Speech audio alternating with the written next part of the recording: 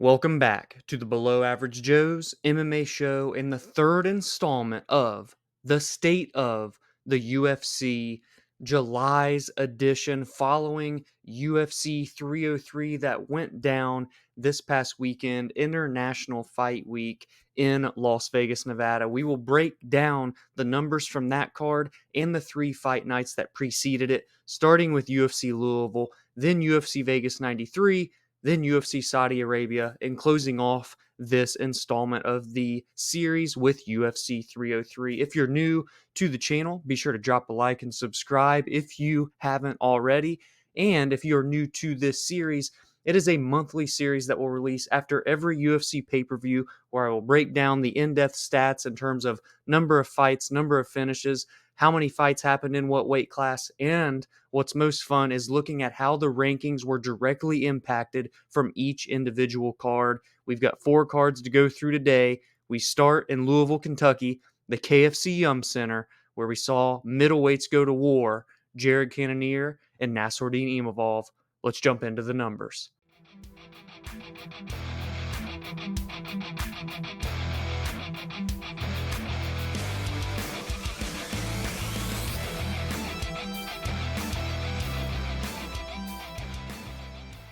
So at UFC Louisville, we saw 14 fights on the night with 5 KO TKOs, 1 submission, and 8 decisions. We saw 1 fight in 205-pound light heavyweight division, 3 fights at middleweight, 2 fights at welterweight, 1 at lightweight, 4 at bantamweight, 1 at women's flyweight, and 2 in the strawweight division. That totals our number 214. Now let's take a look at some of the victories from the ranked opponents and how those affected the UFC ranks. The number 15 ranked Dominic Reyes bounced back in a huge way, ended his losing streak, ended his knockout losing streak by knocking out Dustin Jacoby himself. He did it 2 minutes in to round number 1. The number 15 ranked Dominic Reyes rose to number 13 in the rankings. Then, as a result, we saw the number 13 ranked Alonzo Minifield drop back to 14, and we saw the 14th ranked Azamat Murzakanov drop back to number 15 as a result of Dominic Reyes' huge comeback victory. And secondly, in the middleweight division, we saw 2 top 10 middleweights go to action. It was Nassourdine Imavov and Jared Cannonier. Nassourdine Imavov got the biggest victory of his UFC career thus far. He was number 7 going into the night. He defeated the number 4 ranked former title challenger Jared Cannonier in the 4th round, 1 minute and 34 seconds in via TKO. Now, this stoppage was surrounded with controversy. A lot of people did not think that it was a good stoppage. However, Jason Herzog waved off the fight. Nassourdine got the victory, and as a result, he went from number 7 to number 4. He took that spot away from Jared Cannonier. However, Cannonier did not fall all the way back to 7. He instead went from number 4 to number 5. So a little bit of leeway there granted by the rankings adjustments. And as a result, the number 5 ranked Marvin Vettori dipped to number 6. And the number 6 ranked surging Brendan Allen dropped down to number 7. And so from UFC Louisville, we will then go into UFC Vegas 93. It took place in Las Vegas, Nevada at the UFC Apex, and it was headlined by Tatsuro Taira and Alex Perez, a men's flyweight division main event. This card featured 11 fights on the evening with 1 knockout, 3 submissions, and 7 decisions. As you've seen through these first 2 cards, decisions are a very, very heavy portion of the numbers, and you will see that when we get to the totals later on in the video today. And as we get into the breakdown of the divisions, this card was ruled by the lower weight classes. The highest that we saw was 170-pound welterweight, only 1 fight there. We saw 3 fights at featherweight, 2 at bantamweight, 3 at flyweight, 1 at women's flyweight, and 1 at strawweight. And when it comes to the rankings, they were not very affected by this card, as we saw only 1 adjustment to the entirety of the 12 divisions in the UFC, and that came due to the result of the main event of the evening, where the number 13 ranked Tatsuro Taira defeated the number 5 ranked Alex Perez via TKO in the 2nd round, 2 minutes and 59 seconds in, with a weird, nasty takedown that resulted in a knee injury on the side of Alex Perez. Because of that, Tatsuro Taira went from number 13 all the way to number 5 as he remained undefeated and jumped right in to title contention. Alex Perez dropped from number 5 to number 7. And then we saw, as a result, the rest of the ranking shift downward. The number 7 ranked Manel Kape, who's scheduled to face Muhammad Mokaev just this later on this month at UFC 304. He went to number 8. We saw the number 8 ranked Matthias Nicolau drop 2 spots to number 10.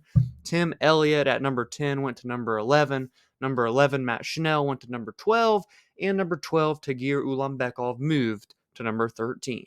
And from the 93rd event in the UFC Apex, we go to the very first UFC event in Saudi Arabia. It went down in the Kingdom Arena, and it featured Robert Whittaker and not Khamzat Chimaev, but Ikram Aliskerov. This card by the numbers was almost identical to the previous week because we saw 11 fights once again, we saw 7 decisions once again, and we saw 4 finishes. They were just flipped the other way. This time we saw 3 knockouts and 1 submission, and the total was heavyweight 1 fight, 2 fights at light heavyweight, 3 fights at middleweight, 1 at welterweight, lightweight, and featherweight, and 2 fights at bantamweight. But this is what's weird. There were absolutely no changes to the UFC rankings following this Saudi Arabia card. Now, I'm not surprised there wasn't any movement in the middleweight division because it was Robert Whittaker, who I believe is number 3. He took on an unranked short notice replacement, Ikram Aliskerov. I understand that. But there were 2 fights where we saw someone ranked behind their opponent beat that opponent that was ranked higher than them, and yet there were no changes, and they didn't move up in order of the rankings. It doesn't make any sense to me. It was the number 5 ranked Alexander Volkov beating the number 3 ranked former interim title challenger Sergey Pavlovich for what was Volkov's 4th consecutive victory, and yet he remains at number 5, and Sergey remained at number 3. And we saw Volkan Oezdemir get his 2nd straight finish victory. He was number 9, and he knocked out the number 7 ranked Johnny Walker. And still, the rankings remain the same. So I thought that was very, very odd, while neither one of those 2, Volkov or Oezdemir, rose up, in the rankings. I didn't quite understand that.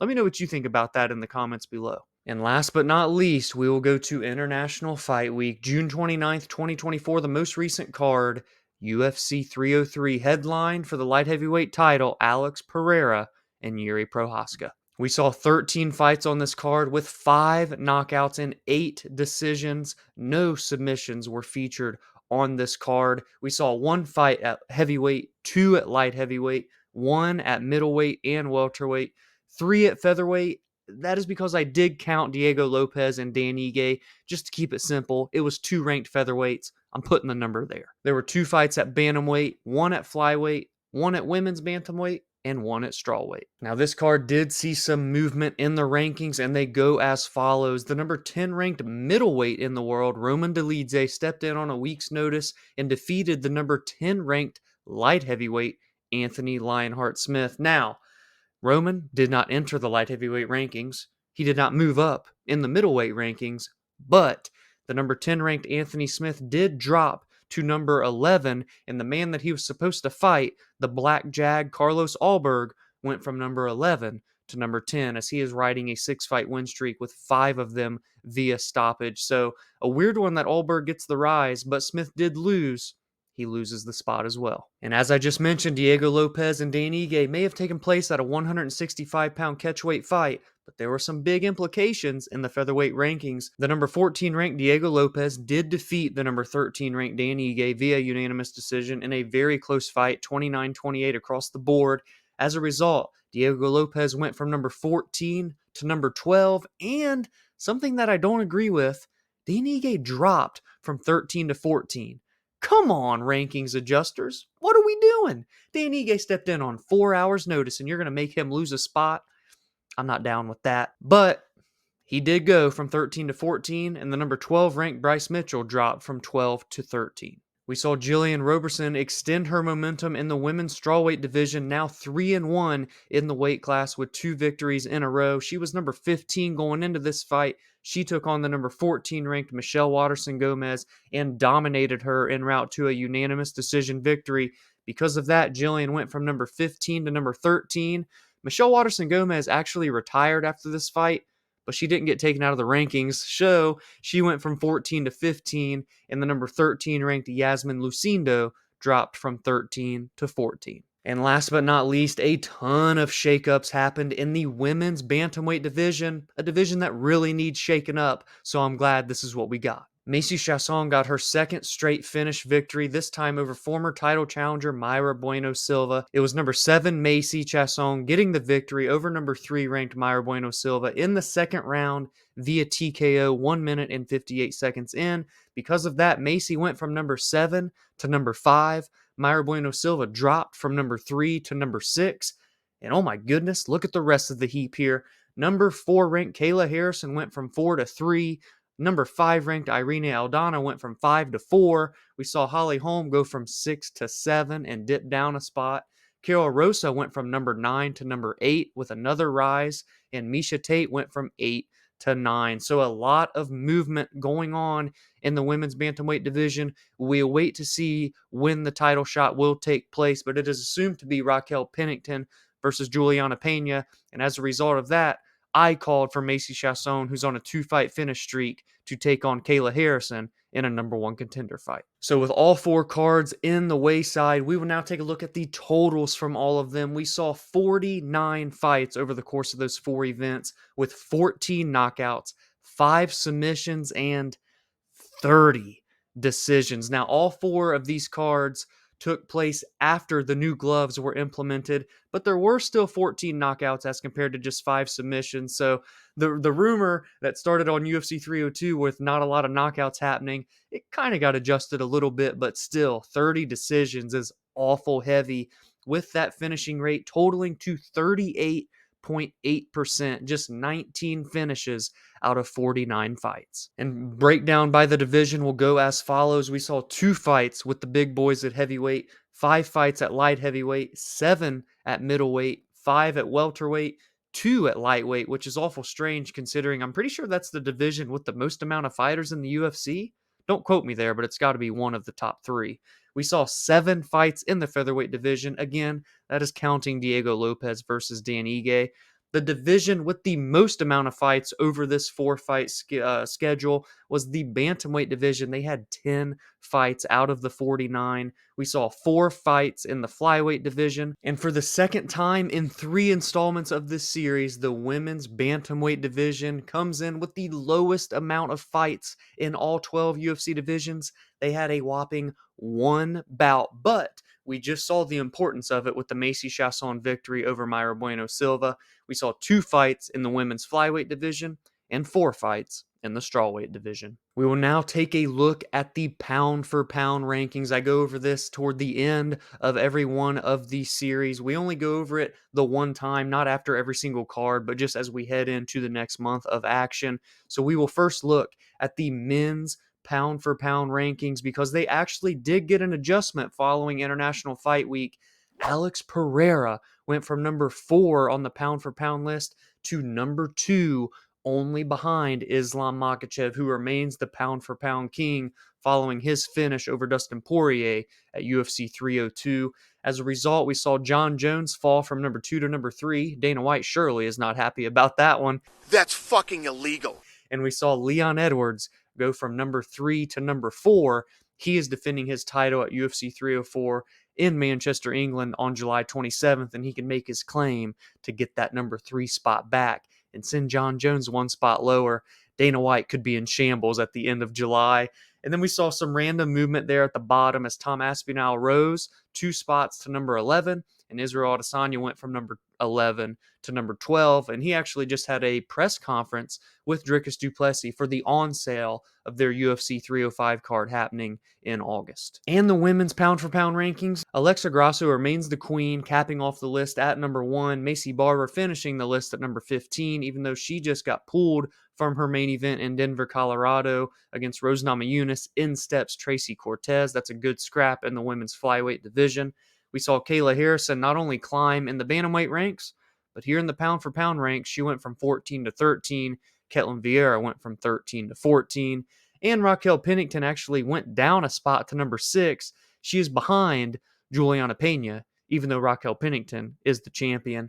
I'm sure those two will have something to say about that when their fight gets scheduled. if that's the fight the UFC's looking for. And we will now move into the second to last portion of the show, and it is discussing and showing love to all of the UFC debutantes that got victories in their first ever UFC fight. We start in UFC Louisville, where Puja Tomar defeated Rayanne dos Santos via split decision. Not only was that her first UFC fight and first UFC victory, but she was the first woman born from India to fight in the UFC and get a victory as well. So a monumental moment for her that happened in Louisville, Kentucky. We did not see any debutantes at UFC Vegas 93 get victories, but we saw 3 debutantes at UFC Saudi Arabia make good on their debut. One was Chang Ho Lee. He defeated Zhao Long via split decision. Magomed Gadzi Yasulov. That wasn't too bad of a pronunciation. He defeated Brinson Ribeiro via majority decision. And the most convincing of all of these debutante victories was Felipe Lima stepping in on short notice and beating the surging Muhammad Naimov. And not only did he defeat him, he beat him by submission. And at UFC 303, Ray Saruya remained undefeated, I believe 9 or 10-0 now from Japan, 22, 23 years old, something crazy like that. He beat Carlos Hernandez via unanimous decision in an insane back and forth grappling war. Very fun fight that happened on the prelims at International Fight Week. So that is it. That is the rankings. That is the numbers and everything in between. So what is next? What will be in the 4th installment of the State of the UFC series? Well, that will be UFC Denver. We will discuss Rose Namajunas, the number 6 ranked women's flyweight, taking on the number 11 ranked Tracy Cortez.